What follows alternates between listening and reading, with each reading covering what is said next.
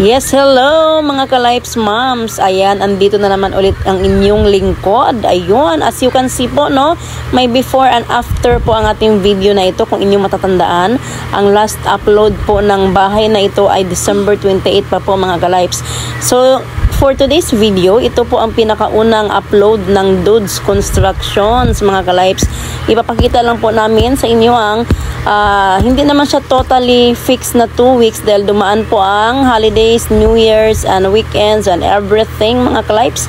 So ito lang naman ay hindi natin masabing 2 weeks talaga ang accomplishment. So ito na nga, ang makikita niyo naman sa video ang mga pinagbago, mga wall, ayan, yung mga repaint, yung tiles ng CR, at saka yung mga wall papuntang hagdan. Sa before and after, may pinagkaiba naman po, di ba po?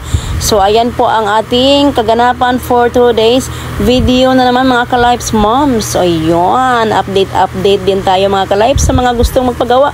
Aba, wag nang maghiyang mag-PM dyan sa mismong page ng Dudes Construction. At sa muli, ito ang inyong lingkod, ka-Lifes Moms, na laging nagsasabing walang perfecto sa mundo. Sino ba ang hindi nagkakasala? Pero pwede pa ring maging options ang piliin ay tama.